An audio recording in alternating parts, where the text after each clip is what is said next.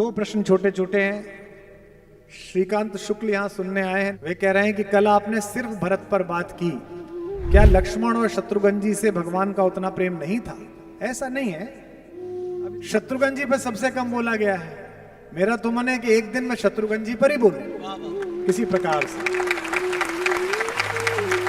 लक्ष्मण जी पर पहले बोल चुका हूं, कुछ जगह बोला है, लेकिन आपने कहा है कि लक्ष्मण से प्रेम नहीं था। ऐसा नहीं, लक्ष्मण से भी बहुत प्रेम है।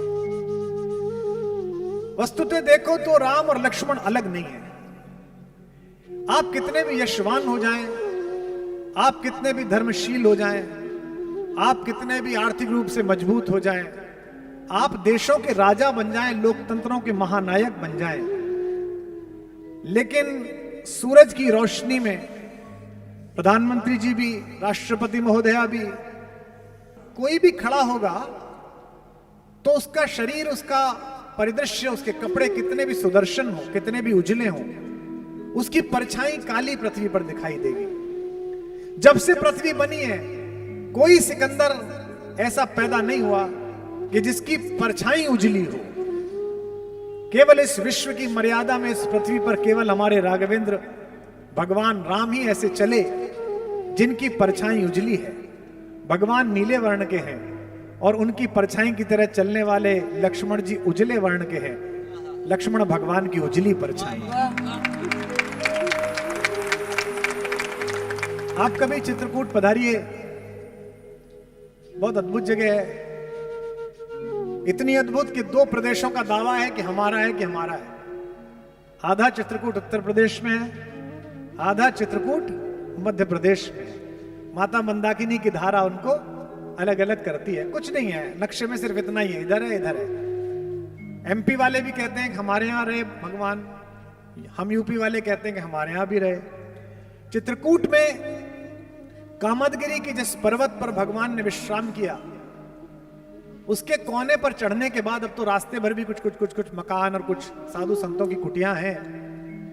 वहां एक बहुत बड़ा पत्थर रखा हुआ है। सुनते हैं कि ये सदियों से, 8000 वर्षों से, तभी से ऐसा ही रखा हुआ है। उस पर बैठकर रात्रि भर लक्ष्मण निरीक्षण करते थे कि किसी दिशा से असुरों का प्रवेश तो नहीं हो रहा, कोई गलत पशु तो नहीं आ रहा। महर्षि विश्वामित्र ने 15 वर्ष की आयु में जब राम को अपने शिष्यत्व में स्वीकार किया भगवान को, तो उन्हें बहुत सारी सिद्धियां दी थी। अक्सर लोग पूछते हैं सिद्धि क्या थी। यह सिद्धि यूं मान के चलिए कि उस समय विश्व में डिफेंस साइंस की दो बड़ी लैब थी। जैसे आज नासा को लैब माना जाता है, जैसे आज पेंटागन को लैब माना जाता है, विश्व की सबसे बड़ी दो लैब थी। एक लैब के ओनर, मालिक, चलाने वाले थे महर्षि विश्वामित्र, और एक लैब के चलाने वाले थे महर्षि अगस्त्य। एक उत्तर भारत में काम करते थे, एक दक्षिणापथ में काम करते थे। लेकिन इन दोनों का विज्ञान तो बहुत विकसित हो गया था, लेकिन आयु क्षीण हो रही थी। और ये दोनों ही एक ऐसे सुयोग पात्र को ढूंढ रहे थे जिसके हाथ में सदियों के शोध के बाद बने हुए इन वैज्ञानिक यंत्रों को सौंप कर जाए। पूरी दुनिया किस बात पर चिंतित है कि हमारा एक पड़ोसी देश है, उसने एटॉमिक बम बना लिया है। हमको लेकर कोई चिंतित नहीं है। हम तो सन 77 के बाद से इस प्रयास में लगे। शक्ति अगर गलत हाथों में आ जाए तो वो हिटलर पैदा करती है, और शक्ति अगर जगत के मंगल के हाथों में आ जाए तो वो गांधी पैदा करती है, पटेल पैदा करती है, तिलक पैदा करती है, भगत सिंह पैदा करती है। इस शक्ति को किसको सौंपूं, विश्वामित्र सोच रहे हैं। और विश्वामित्र ने योग्यतम पात्र का चयन किया, जिसका नाम है राम, जो दशरथ का युवराज है। दोनों भाइयों को लेकर गए, राम को सिखाया कि एआई का प्रयोग कैसे करना है, राम को सिखाया कि माया कैसे पहचाननी है, राम को सिखाया कि एक बाण से ही हजारों लोगों को कैसे समाप्त करना है, राम को सिखाया कि अनावृष्टि कैसे रोकनी है। लक्ष्मण को भी एक सिद्धि सिखाई। लक्ष्मण को सिद्धि सिखाई कि बिना पलक झपकाए जागते हुए कैसे सोना है। ये बात 30 साल पहले जब ऐसी ही किसी उद्बोधन पीठिका से मुझसे भी महनीय किसी ऋषि मुख ने कही होगी कि एक ऐसा आदमी जाग कर देख रहा है जो पीछे सो रहा है लेकिन आगे जाग रहा है, तो पश्चिम के विज्ञानवादी लोगों ने कहा ये तो संभव ही नहीं है, या तो आदमी सोएगा या आदमी जागेगा। आजकल नया घर बनवाइए तो जो एआई और ऑटोमेशन का काम करने वाले आते हैं आर्किटेक्ट के साथ, करोड़ों रुपए लेते हैं आजकल।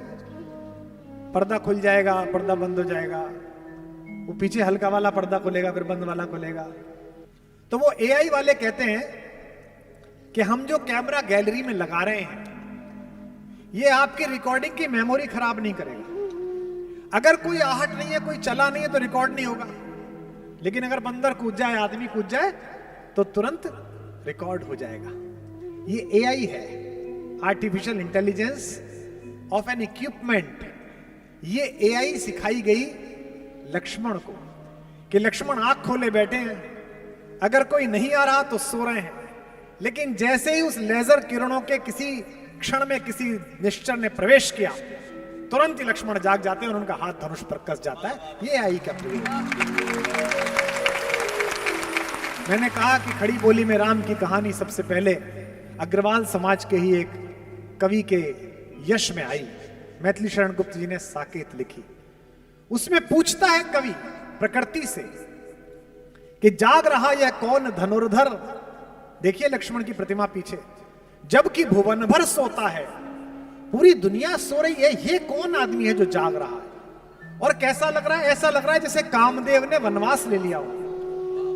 भोगी कुसुमा युद्ध योगी सा, कुसुम के आयुध जिसके हैं ऐसे योगी जैसा पैदा हो रहा है। भोगी कुसुमा युद्ध योगी सा बना दृष्टिगत होता है, किस व्रत में है वीर व्रती है, निद्रा का यों त्याग किए, राज भोग के योग्य विपिन में बैठा आज विराग लिए।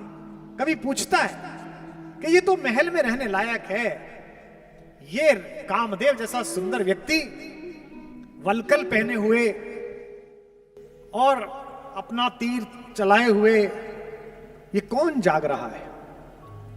विशिष्ट सुरक्षा प्राप्त लोगों के अंगरक्षकों को आपने देखा होगा, वो दिन के समय काला चश्मा लगाए केवल यूं देखते रहते कि किसी आदमी की किसी चहल पहल में कोई बुरा विकार तो नहीं है। लक्ष्मण इसी भावना के साथ रात्रि में देख रहे हैं। क्यों देख रहे हैं? कवि पूछता है क्यों देख रहे हैं, तो कवि को उत्तर मिलता है। कहते हैं कि बना हुआ है प्रहरी जिसका इस कुटीर में क्या धन है। इस कुटिया में ऐसा कौन सा रिजर्व बैंक ऑफ इंडिया है जिसके लिए ये आदमी बैठा है रात भर, जिसकी रक्षा में रत इसका तन है, मन है, जीवन है। उत्तर देखिए और बलिहारी हो जाइए। मर्त्य लोक मालिन्य मेटने स्वामी संग जो आई है, तीन लोक की लक्ष्मी ने यह कुटी आज अपनाई है।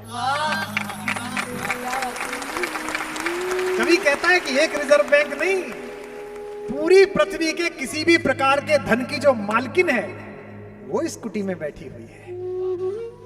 वीर वंश की लाज यही है, फिर क्यों वीर न हो प्रहरी। विजन देश है, जंगल है, निशा शेष है, निशाचरी माया ठहरी। तो लक्ष्मण तो मेरे भाई, क्या आपका नाम है? श्रीकांत। लक्ष्मण तो राम की उजली परछाई है।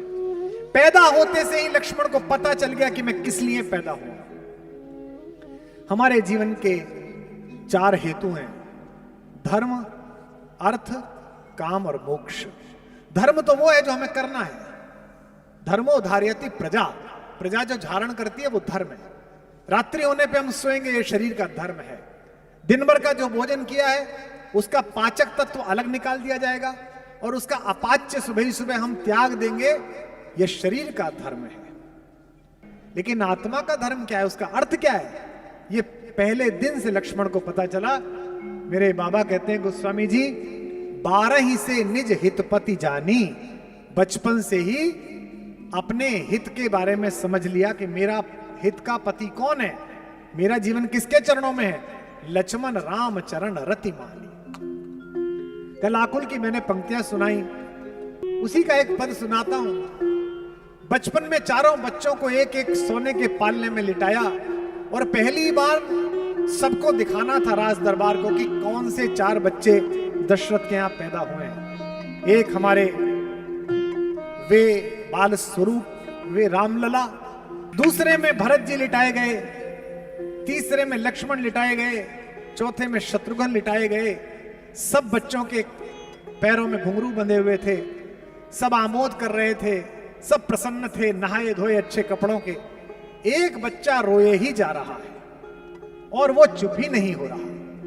वो चुप कैसे हुआ और वो कौन बच्चा था? यही श्रीकांत भैया तुम्हारे प्रश्न का उत्तर है कि पालने में लखन व राम जी लिटाए गए, पालने में लखन व राम जी लिटाए गए, लेटते ही करुणा सदन चुप हो गए, लेटते ही करुणा सदन चुप हो गए, लेटते ही करुणा सदन चुप हो गए। पालने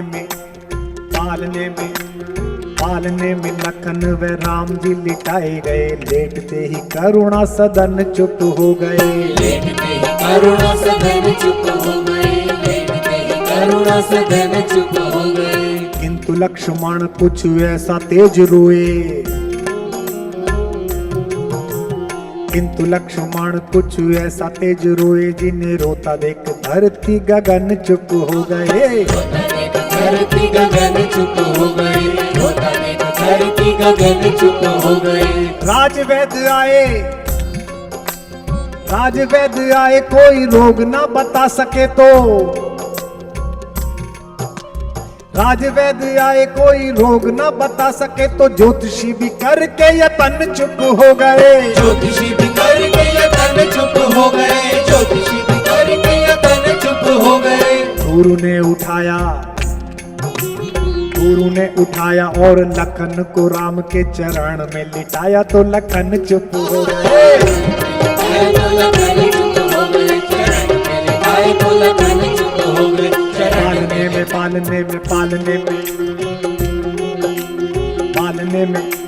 पालने में लखन व राम जी लिटाए गए, लेटते ही करुणा सदन चुप हो गए, लेटते ही करुणा सदन चुप हो गए, लेटते ही करुणा सदन चुप हो गए। किंतु लक्ष्मण कुछ ऐसा तेज रोए, जिन्हें रोता देख धरती गगन चुप हो गए, रोता देख धरती गगन चुप हो गए, रोता देख धरती गगन चुप हो गए। राजवैद्य आए कोई रोग ना बता सके तो, ज्योतिषी भी करके यतन चुप हो गए, ज्योतिषी भी करके यतन चुप हो गए, ज्योतिषी भी करके यतन चुप हो गए। गुरु ने उठाया और लखन को राम के चरण में लिटाया तो लखन चुप हो गए, चरण में लिटाया तो लखन चुप हो गए, चरण में लिटाया तो लखन चुप हो गए। बचपन में जिस बच्चे को यह पता चल गया कि किन चरणों के प्रभाव से मेरे पीड़ा का उपचार होगा, वे लक्ष्मण है। इसलिए आपका प्रश्न कि भरत से कम प्रेम है कि ज्यादा प्रेम है, नहीं, सबसे बराबर है। और लक्ष्मण की मां मेरी मां सुमित्रा भी मेरी मां कौशल्या से कम नहीं। जाते हैं लक्ष्मण पूछने के लिए कि मां, भैया और भाभी वनवास जा रहे हैं कि मैं चला जाऊं कि नहीं चला जाऊं? आप मां हैं, आपसे पूछने आया हूं। मां कहती है तुझे किसी ने गलत बता दिया, मैं तेरी मां हूं। कहती है तेरी मां तो सीता है बेटा, तात राम सब भांति सने। और कहती है कि यहां रहने से अयोध्या में रहूं या जंगल में जाऊं? तो सुमित्रा ने क्या कहा? अवध तहां जह राम निवासु, तहां दिवस जहां भानु प्रकाशु। बेटा जैसे जहां सूरज निकलता है दिन वहीं हो जाता है, राम जहां रहेंगे वहीं अयोध्या हो जाएगी, तो इसलिए अयोध्या में। और मन ना बदल जाए, बेटे के मन में शंका ना आ जाए, इसलिए कहती हैं जो पे राम सिया वन जाही, अवध तुम्हार काम कछु नहीं। तेरा कोई काम नहीं है। कैसा परिवार है, कैसी पत्नी है उर्मिला। सीता तो फिर भी भगवान के सामीप्य में है, चाहे वनवासी जीवन है लेकिन पति तो है, सुख दुख में साथ वाला। उर्मिला से तो पूछा भी नहीं गया। उर्मिला जब भरत आए जंगल में मनाने के लिए राम को, तो पूरे अयोध्या को लेकर आए। एक कथा आती है कि उर्मिला उस दिन आई सीता उनकी बहन भी है, देवरानी होने के अतिरिक्त उनकी बहन भी है। वो सीता की कुटिया में बैठ गई। अब सब लोग बैठे हुए हैं, पुरुष तो अंदर जा नहीं रहे, तो लक्ष्मण से बात तो कर नहीं सकती। तो सीता बड़ी बहन होने के अतिरिक्त हम सबकी मां भी है, और जिनकी बड़ी बहनें उन्हें पता हो कि बड़ी बहनें अक्सर मां हो जाती हैं, छोटी बहनें इस तरह बात करती हैं उनसे। मां से भी जो बात नहीं करती छोटी बहन, वो बड़ी बहन से बात कर लेती है। सीता मनोभाव समझ गई कि मैं तो अपने पति के साथ रहती हूं, उसने तो देखा ही नहीं है। तो उन्होंने लक्ष्मण से कहा कि लल्ला, मेरी झोपड़ी में, कुटिया में फूलों की डलियां रखी है, उसे उठा लाओ, तुम्हारे भैया की शाम की संध्या के लिए माला बना दूंगी। लक्ष्मण ने कहा जो आज्ञा भाभी, और तेज गति से लक्ष्मण गए। लक्ष्मण को क्या पता, जैसे ही कुटिया का द्वार खोला तो सामने उर्मिला, वो खड़ी हो गई। अब सोचो, पूछ के नहीं आए हैं, लेकिन जैसे ही देखा, अब लक्ष्मण असमंजस में कि लौटूं कि बात करूं, तो मैथिली शरण गुप्त कहते हैं, खुद उर्मिला ने आगे बढ़कर मुस्कुराते हुए कहा, कभी मेरे बाग में घूमने वाले हो हिरन, आजकल तू जंगल में घूमता है, मैं तुझे बांधूंगी नहीं, इसलिए भय मत कर। मेरे उपवन के हरिण आज वनचारी, मैं बांध न लूंगी तुझे, तजो भय भारी। लक्ष्मण भी कहते हैं कि मैं तुम्हें इसलिए नहीं छोड़ के आया कि मैं तुमसे प्रेम करता हूं, मैं तुम्हें इसलिए छोड़ के आया हूं कि सीता तो अधिकारिणी है राम का प्रेम पाने के लिए। राम अधिकारी हैं कि सीता जैसी दिव्य विभूति और भगवती का पाणी ग्रहण करें, पर मुझ में तो कोई योग्यता ही नहीं है कि मैं सीता की बहन का हाथ थामूं। वन में तनिक तपस्या करके बनने दो मुझको निज योग्य, भाभी की बहना तुम मेरे, अर्थ नहीं केवल उपभोग्य। तुम केवल मेरी पत्नी नहीं हो, तुम जगत नंदिनी सीता की बहन हो। मुझे इस योग्य तो बनने दो कि कोई व्यक्ति ये ना कहेगी, अरे कहां तो सीता का पति मर्यादा पुरुषोत्तम राघवेंद्र, और कहां उर्मिला का पति, तो वे तो तपस्वी हैं ही, मुझे तपस्या करने दो। आप सबको पता है कि जब संजीवनी बूटी लेकर गए हनुमान, तो रास्ते में उत्तर प्रदेश क्रॉस किया, एयर सीमाओं का सर्वेक्षण था कि कोई क्रॉस ना कर ले। रडार ने बताया कि ऊपर एक अद्भुत तरीके का कोई यान जा रहा है। भरत ने कहा कि ऐसे बिना अलार्म के कोई अयोध्या की एयर सीमा कैसे क्रॉस करेगा, उतारो इसे नीचे। तो उनको तीरों से घेर के नीचे उतारा गया। टेक्निक देखिए आप, जब नीचे उतरे तो देखा कि वो तो राम राम बोल रहा है, हे राम हे राम। भैया आप कौन है? मैं अंजनी पुत्र हनुमान हूं, भगवान का सेवक हूं। कहां जा रहे हो भैया? उनके छोटे भाई को मूर्छा आ गई है। भरत बड़े दुखी है। भरत ने कहा कि ये उन्हीं का घर है, मैं उनका छोटा भाई हूं, और ये चरण पादुकाएं रख के चला रहे हैं, उनकी सेवा सत्कार उन्हें जाना था। माएं बुलाई गई। क्या कहा कौशल्या ने? कौशल्या ने हनुमान के कान में चुपचाप कहा, भैया मेरे बेटे से कह देना 14 वर्ष प्रतीक्षा बहुत करी है, लेकिन लक्ष्मण के बिना अयोध्या ना आए।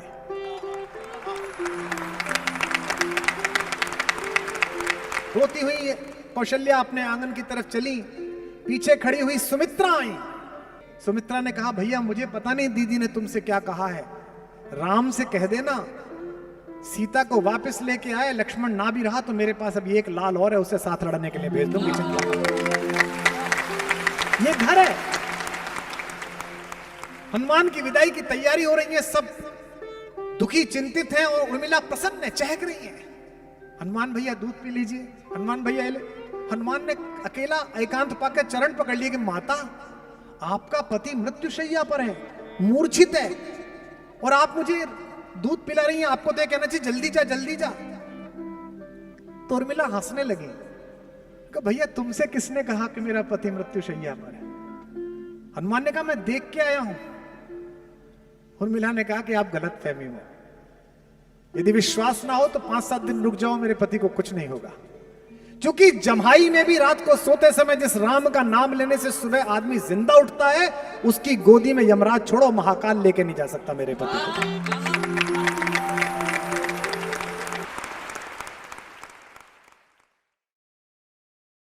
प्रतिवर्ष रामलीला हो रही है। रामलीला की क्या कहानी है?